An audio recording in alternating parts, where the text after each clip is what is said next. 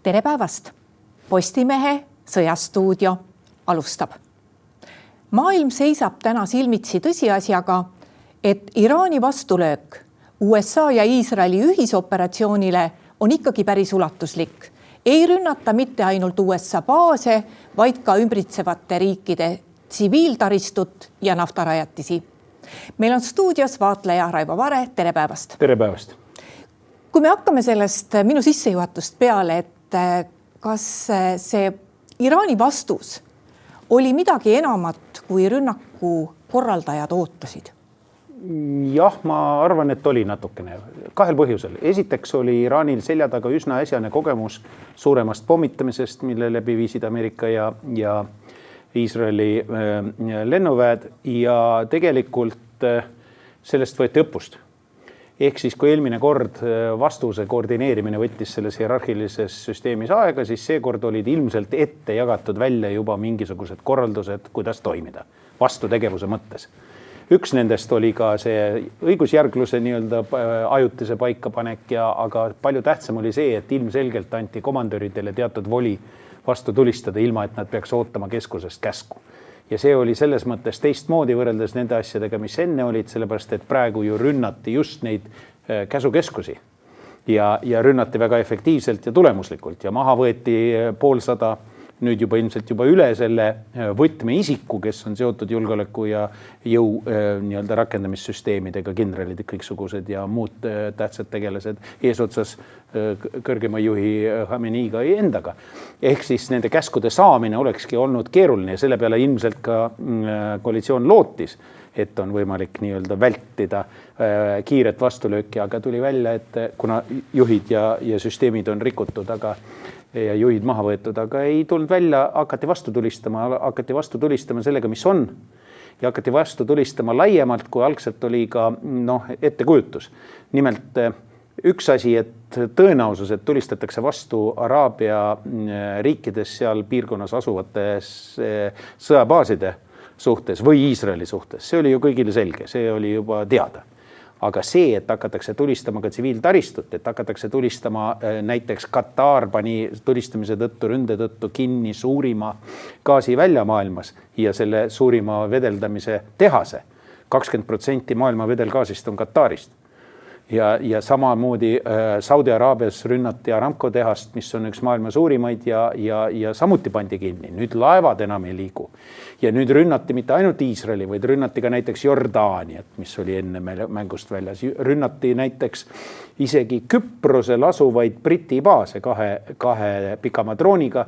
Ja see on juba midagi, mida ilmselt keegi ei oodanud. Küprose peale küll keegi ei mõelnud, et sinna rünnatakse. Ehk siis tegelikult juba teatud mõttes autonoomrežiimil Iraani üksused toimivad sellega, mis neil on ja tulistavad igas suunas ja tegelikult laiendavad, eskaleerivad seda konflikti. See on eriti poliitiliselt lühinägelik minu arvates, sellepärast, et just need Araabia, Pärsia lahe riigid olid need, kes üritasid ju Trumpi tagasi hoida Iraani ründamast. Just kartes nii-öelda vastulööke ka, aga nüüd on nad muidugi kõik koalitsiooni liikmed Iraani vastu, sest nad on kannatanud nende arvates süütult.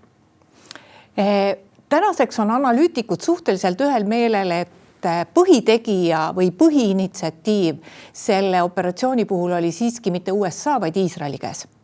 Ja, oli ja nüüd on enam-vähem juba ka selge, et see tegelikult vastab tõele ja natukene seletab ka asju, mis võib-olla tundusid vaatlejatele kaugemalt vaadates natukene arusaamatud. Üks küsimus, mis oli, et miks enne ei rünnatud, siis kui olid suuremad rahutused 180 Iraani rinnas ja mis veriselt maha suruti. Aga üks põhjus oli, et Trumpi lubadustele vaatamata tal ei olnud nii palju jõudu võib-olla tehniliselt seda ründejõudu kohale veel toodud, sest need istusid veel Venezuela järelmite tõttu Kariibi merel. Aga teine variant oli see ja nüüd tulid kohale. Aga teine variant oli see, mis nüüd on välja libisenud Iisraeli luure ringkondadest, et võib-olla oli hoopis küsimus selles, et Iisrael ei olnud valmis. Sest Iisrael vastutab tegelikult kahe asja eest. Jah, Ameerikas pommitavad neid olulisi raketi- ja tuumaobjekte, aga suur osa sellest, mida me teame näiteks oluliste isikute pommitamisest, nende nii-öelda mahavõtmisest ja ka muuseas mingil määral ka nii-öelda rahutuste provotseerimist, see on kõik Iisraeli teha ja Iisrael ei olnud väidetavasti valmis. Eelmine nii-öelda round siin 6 aega tagasi või natuke rohkem, jõuludest alates oli see protsess seal umbes 6 aega, poolde jaanuari. Siis nüüd oli Iisrael see, kes alustas. Nagu te panite tähele, esimesena läksid ründesse Iisrael ja siis alles tulid Ameerikast järgi, aga see oli muidugi juba koordineeritud. Ja esimene ründeobjekt oli väga täpselt valitud, oli valitud kõrgema juhi Ali Khamenei peakorter. See tehti maatasa, piltide pealt on näha, see on täiesti maatasa tehtud ja sellega koos seal oli nõupidamine hommikul varavalges 8:15 lasti sinna nii palju pomme, üle 30 raske pommi, millega tegelikult tehti see maatasa ja mis tõi kaasa ka kõikide praktiliselt seal viibinute hukku. Nii ajatolla ise kui ka tema nõupidamisele tulnud terve punt kindralid said kõik korraga otsa. See oli väga efektiivne nii-öelda. Ja nüüd edasi on läinud see protsess samamoodi enam-vähem, aga on ka muuseas sattunud ohvrite nimekirja ka inimesi, keda võib-olla võib pidada pigem rohkem poliitikuteks kui sõjaväelasteks või revolutsioonilise kaardiväe või rahvamiilitsa juhtkonnaks. Ja see näitab ka, et tegelikult ikkagi tahetakse saavutada ka 4. eesmärki. Sest Trump on öelnud, on 3 eesmärki. Delta on öelnud 3 eesmärki kindlalt välja ja 4. suhtes on väga ebamääran see jutt Rubio jutuga vastuolus ja nii edasi. See on siis, esimene on Iraani tuumavõimekuse välistamine. Jutt on tuumarelvavõimekusest.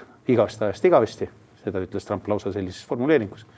Teiseks, nüüd juba räägitakse avalikult ja Rubio seda nüüd ka äsja kongressi kuulamistel rõhutas, et jutt on raketivõimekuse paikapanekust ehk siis selle nii-öelda alla surumist, siis ikka tuleb välja, et Iraanil on neid päris palju, nagu me praegu näeme. Ja võimekust veel rohkem, mida kardeti, eks ole. Ja 3. oli sõjamere laevastiku mahasurumine, mis on seotud Hormuzi väina, mis on oluline arter, eks ole, maailma kaubanduse eelkõige energiakandjate jaoks, 20% nii naftat kui gaasi sealt liigub, siis selle maha surumiseks, mis on juba toimunud. Seda ütles Trump äsja välja, et Iraani laevastik ei ole enam vee peal, vaid on vee all ja põhjas.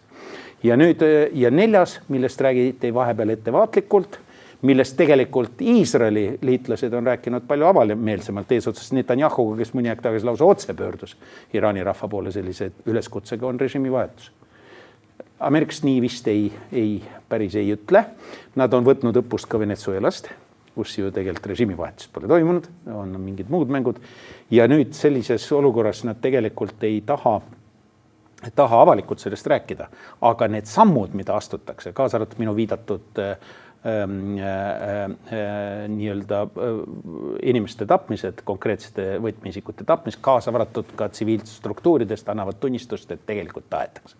Tegelikult ikka võimuvahetus ka tahetakse, aga seda ei saa teha õhuoperatsiooniga, seda ei saa teha maismaa operatsioonis, ei ole sellises riigis mõeldav ja seda saab teha ainult läbi teatud surve tänavatelt ja eliidi lõhenemise. 2 asja, mis peavad korraga olema. Nüüd eelmine kord, kui me nägime seda alates jõuludest Iraani rahutusi, siis eliidi lõhenemist ei toimunud. Kas nüüd toimub tänu sellele sõjategevusele, seda me peame nägema, sest praegu on 2 väga polaarset seisukohta juba välja paiskunud.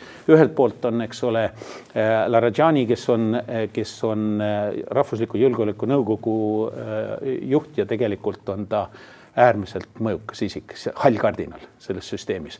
Ütleb, et jätkavad võitlust ehk sõdivad. Teise käega ütleb Arakchi, kes on välisminister, et nüüd me oleme valmis läbi rääkima küll, et lõpetame ikka sõja ära. Ja Trump on ka seda kinnitanud, et ma tahan sõjategevuses pausi, tulevahetuses pausi, et läbi Itaalia vahendajate on selle ettepanekuga isegi teinud, isegi ei varjata seda Iraani poolele. Ehk siis sealpool on juba 2 seisukohta, ühed, kes tahavad ikkagi nüüd rahulikult sellest välja tulla ja teised, ja seda tahavad ka ameeriklased, eks ole, olgem ausad, aga sellel on tingimused. Ja teised, kes neid tingimusi ei suuda vastu võtta ja kes tegelikult on valmis endaga kaasa põrgusse tirima ka kõiki teisi, kaasa arvatud Araabia naabreid. Ja nüüd ongi see olukord, et mis Araabia naabrid teevad ja need on väga solvunud. Nad on nüüd tegelikult üksmeelselt juba öelnud, et nad seda niisama ei jäta. Neid on asunud kaitsma ka Euroopa suurriigid, kes tegid kolmikavalduse Britannia, Saksamaa ja Prantsusmaa on ka otseselt juba ka samme ette võtnud.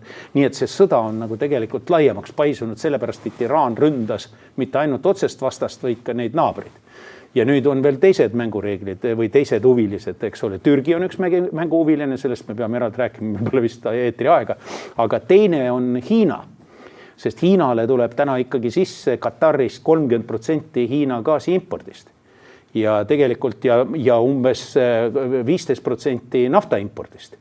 Ja Hormuzi väin on kinni. Ja nüüd hiinlased on viimastel andmetel, mis on välja imbunud, üritavad praegu siis Teherani praegust võimukolmikut ära rääkida, et ärge vähemalt Katari kiusake, et laske need Katari gaas ikka liikvele, et seda on meile vaja, sest Hiina on praktiliselt ainukene Venemaa kõrval liitlane, kes on veel Iraanile jäänud ja Põhja-Korea kõrval. Ja sellepärast, mis sellest välja tuleb, me ei tea, nii et siin on, see on maailmamäng. Ühesõnaga minu jutu mõte on kokkuvõttes see, et see on maailma sõda. Mitte lihtsalt regionaalne sõda, vaid maailmasse ulatuvate mõjudega sõda, täpselt nagu Ukraina sõdagi. Kui palju hullemaks võiks ümbritsevate riikide jaoks see reaalne olukord minna, just see sõjaolukord, nende jätkuv ründamine, palju Iraanil, eriti kui see praegu nagu see kontrollimatult käib, palju Iraanil selleks üldse jõudu on? No me ei tea, tähendab mingite estimatsioonide järgi on Iraanil keskmaa ja pikamaa rakette kokku kuskil 4000. Ja ütleme niimoodi, et sellest piisab sisuliselt praegust seisuga nad 3 päevaga lasid välja 500 neid. Ma ei räägi droonidest, ma räägin rakettidest, eks ole. Et noh, see annab enam-vähem nagu aimu, et 8 korda 500 tulebki kokku umbes see kogus, ehk siis noh, siukene rusika-aritmeetika ütleb, et 3 nädalat on neil veel aega, veel jaksu veel neid natukene ikka välja lasta. Nüüd droonidega on lugu väga segane, seda ei oska keegi öelda, aga mis on huvitav on see, et tagasi sidest tuleb välja, et juba on Iraan kasutusele võtnud ka rünnakutes droonid, mis tegelikult sisaldavad mitte ainult enam, mäletame šaheedid, eks ole, Ukraina sõja algus, nad müüsid venelastele algus šaheede tükkidena ja pärast ka tehnoloogia müüsid neile. Nüüd venelased on seda tehnoloogiat täiustanud ja nüüd need šaheedid, millega nüüd Iraan oli rünnanud siin kaugemaid Araabia riike ja ka Küprost, juba sisaldasid neid komponente, mis on tegelikult Vene tehnoloogia, Iraani põhisest šaheedi tehnoloogia sees.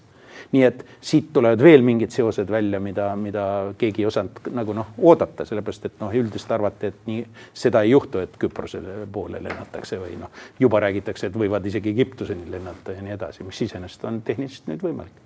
No USA on näiteks juba teatanud oma inimestele, et nad peaksid tulema ära ka Egiptusest. Et on see viide ikkagi selle konflikti lähiajal laienemise kohta selles piirkonnas oluliselt? No see hirm on suur ja see hirm ei ole ainult seotud Iraaniga, tuleb ka sellest aru saada. Egiptusel on väga tugev armee muuses, ega Iraanil nüüd väga tark nüüd minna veel ühte torkima sellist suurt tegijat piirkonnas võib-olla ei olekski. Aga Iraani eest ju praegu võitlevad ka tema proksid ehk käepikendused ja kui Hezbollah läks kallale Iisraelile, Iisrael nüüd surub neid Liibanonis territoriaalselt kaugemale, et nad ei saa maismaaoperatsiooni abil, et nad ei saaks nii-öelda rakette lennutada Iisraeli. Aga teised on ju hudhid ja hudhid on tegelikult juba potentsiaalne oht ka Iisraelile aga ka Egiptusele. Ja kusjuures eelkõige sellele Egiptuse osale, kus meie turistid kõige enne lähevad, ehk siis Siinai poolsaar. See on hudhide löögiulatus, hudhid on juba rünnanud seda piirkonna, aga mitte Egiptuse osa, vaid Iisraeli osa. Eilati linna on pommitatud, tuntud kuurordi linna, väga kena linnak käidud ja rakettidega rünnatud, kusjuures ballistilistega. Nii et see võimalus tõenäoliselt on ka seal taustal, aga ma hästi ei taha uskuda, et Egiptus see nii laieneb. Küll aga Egiptuse probleem võib olla või üldse selle piirkonna probleem ja isegi kaugemal võib olla seoses terrorismiga. Iraan on piirkonna terrorismi keskus. Iraani revolutsioonilise kaardiväe korpus ja eelkõige tema kutsväeosad olid tegelikult see sõjaline nii-öelda puhas välisoperatsioonide üksus on tegelikult väga suuresti seotud üle maailma paisunud terrorivõrgustikuga. Ja üldiselt on ju nende pool ka lubanud, et kui midagi on, siis paneme selle ka käima. Niimoodi läbi lillede, nad on alati hoidnud natuke distantsi, aga tegelikult on see, kõik teavad, et see on nii, eks ole. Ja üks põhjused, miks revolutsioonil kaardivägi on tunnistatud ju terroristlikuks organisatsiooniks, sel samal põhjusel, et nad juhivad seda terroristlikku tegevust ja Iraan on seda alati rahastanud. Ja me võime näha ka terroriakte. Me võime näha terroriakte ka teistes piirkondades, aga eelkõige on tõenäosus suurem just selles piirkonnas seal nii-öelda Lähis-Idas ja Egiptuses, Põhja-Aafrikas ja seal, kus on need võrgustikud ka hästi välja arenenud. Kuidas see kõik Ukraina sõjale mõjub? Halvasti mõjub. Ukraina sõjale mõjub see halvasti kahel põhjusel. Esiteks, nagu ikka, me nägime juba selle oktoobri rünnaku Palestiina, Hamasi rünnakust on jutt ja selle järgnenud sõjategevuse kaudu, et see tõmbab ära tähelepanu. Ukraina sõjalt tõmbab selgelt ära tähelepanu, tõmbab ära tähelepanu Ukrainalt, viib ka jõu ära, eks ole, olgem nüüd ausad, sisuliselt enam-vähem viisik, kuusik, neid võtmeisikuid USA administratsioonis on kõik sellega nii-öelda hõivatud rohkem, mis seal Lähis-Idas toimub, kui sellega, mis mujal toimub, neil pole aega ega jaksu sellega tegeleda. Ja tegelikult see käib ka teiste Euroopa liitlaste kohta samuti mingil määral ja mida rohkem see sõda eskaleerub, mida ta võib paari nädala jooksul veel teha, ja seda rohkem see tähelepanu sealt ära viiakse. Nüüd Venest tõenäoliselt üritavad seda mingil määral ära kasutada, aga teine pool asjast on palju halvem tegelikult, sellepärast et see on seotud otseselt sõjategevuse tehnilise poolega. Nimelt juba praegu on Ukrainal suur puudujääk õhutõrje relvastuses. Eelkõige ballistiliste rakettide vastu töötavast relvastusest, mis eeldab vastavate tehniliste, neil on nii-öelda millega lasta, aga neil ei ole mida lasta. Piltlikult öeldes Patriotid, eelkõige Patriot 3B-d, mis võtavad tegelikult kõik maha Vene raketid ballistilist, aga neid ei ole, lihtsalt ei tule. Ja nüüd praegus olukorras, kus see sõda on seal Lähis-Idas nii koledasti õhusõjaks muutunud ja nii kannatavad selle all nii Araabia liitlased Ameerika Ühendriikide jaoks, aga need on Ameerika omad muidugi kõik puha, ja kannatavad ka Iisrael muidugi, siis see kõik läheb nüüd, mis nii-öelda oleks muidu võinud minna Ukraina kätte, et kaitsta õhust ennast Vene rünnakute vastu, läheb nüüd loomulikult Lähis-Itta.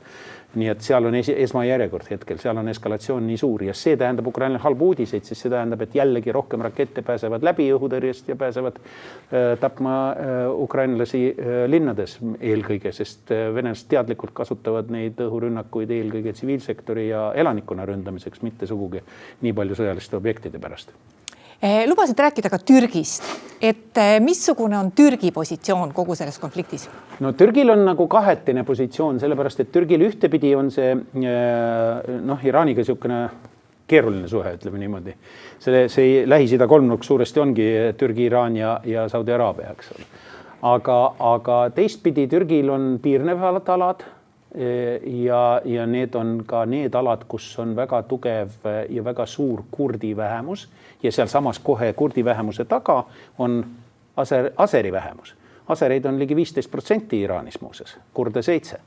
Ja kurdid on teadupärast türklastele vastunäidustatud ja nüüd on tulnud informatsiooni, et need samad PKT relvastatud rühmad, kes täna Türgis pani Öcalani toetajaskond pani relvad maha, on tegelikult liikunud mingis osas Türgist ka relvadega koos on liikunud Iraani territooriumile, nii et see tekitab ka Iraanis probleem.